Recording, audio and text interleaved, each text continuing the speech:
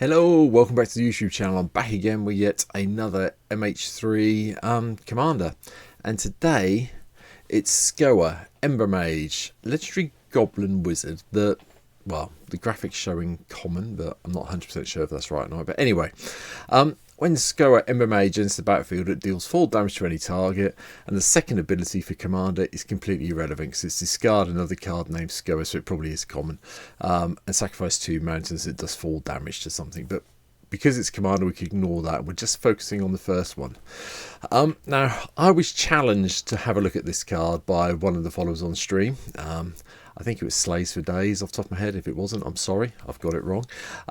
And it's been interesting. Let's go with that word. Trying to work out a way to make Skoa actually workable in commander. And I think I've cracked it to a certain level. I'm not 100% convinced yet. Obviously, there's not the only MH3 card in this cut deck itself is Skoa, but I think I've found a way that it can actually be doable in commander, and this is what today's deck looks like.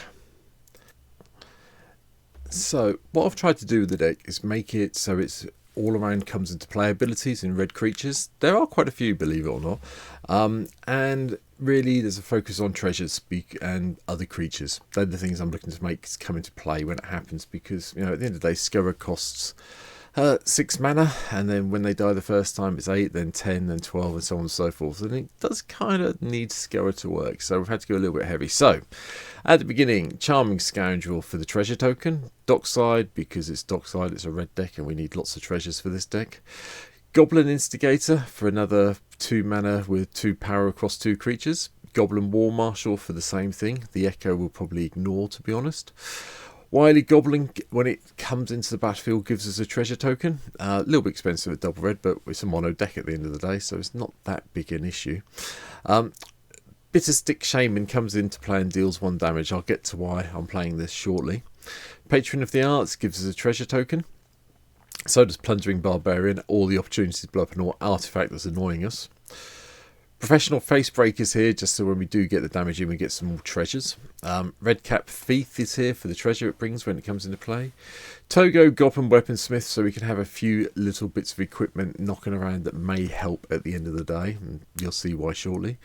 Zorn, obviously, because we're trying to create treasure tokens, we want to try and create more of them, so we might as well use Zorn to do that.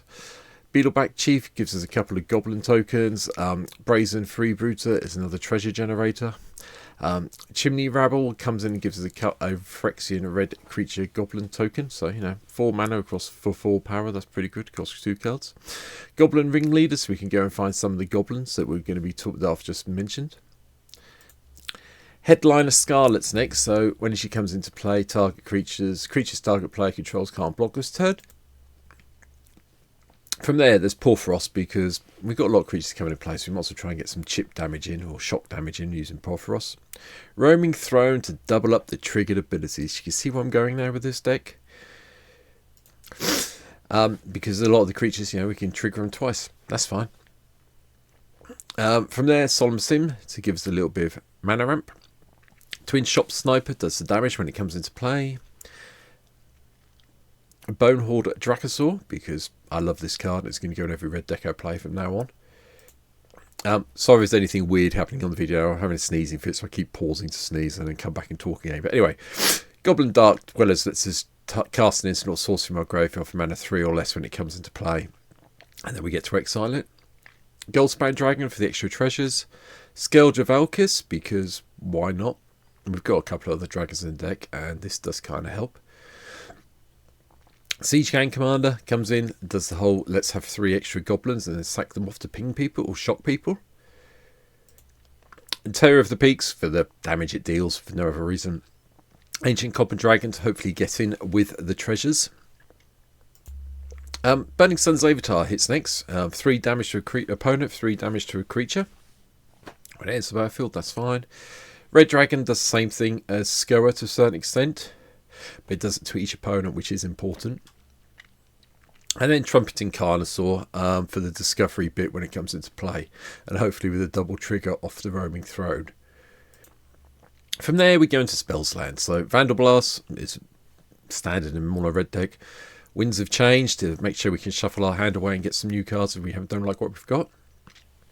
Chaos Warp to deal with something, hopefully not give them anything better. Jessica's Will, extra mana, extra cards for a turn. Big Score for a little bit more treasure generation. It's the only real card draw I've got in the deck apart from Jessica's Will. Chain Reaction and Blasphemous Act to control the board. Oop.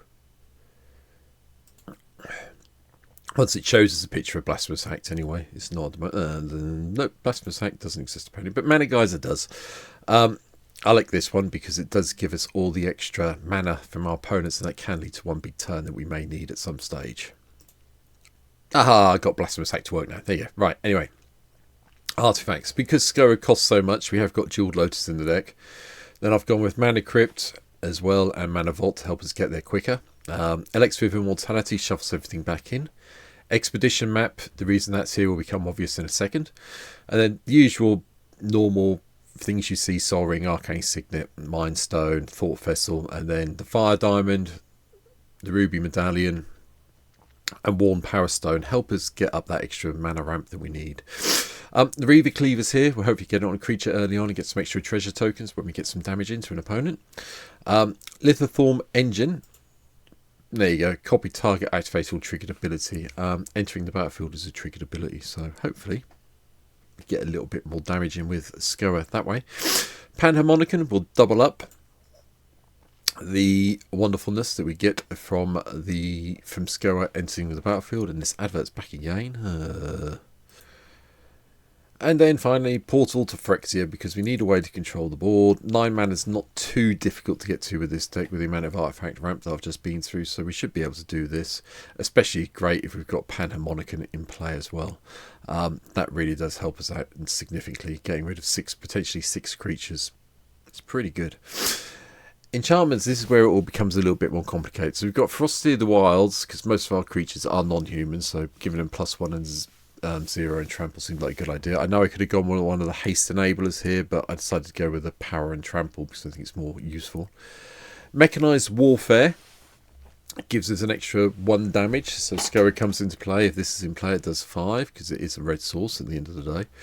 Especially if we do it an opponent or a permanent opponent controls. So, you know, it basically does 5. That's fine. Flame Shadow Conjuring, also here. We can cast Skoa. If we've got 7 mana, we can make a copy of Skoa as well. We can kill the copy off if we want, you know, because we will do. But the effect will still trigger, so you'll get 2 triggers, 8 damage. Pretty good. Sarkhan's Unsealing does the same thing because Skoa comes into play at 6 mana, does another 4 damage. So with this in play and Skoa coming in, that is guaranteed 8 damage. So that's fine, assuming, yeah, it's even assuming Skoa resolves, of course. Skoa doesn't resolve because it's still in play and you've cast it. You will still get to do the 4 damage, something with the Unsealing.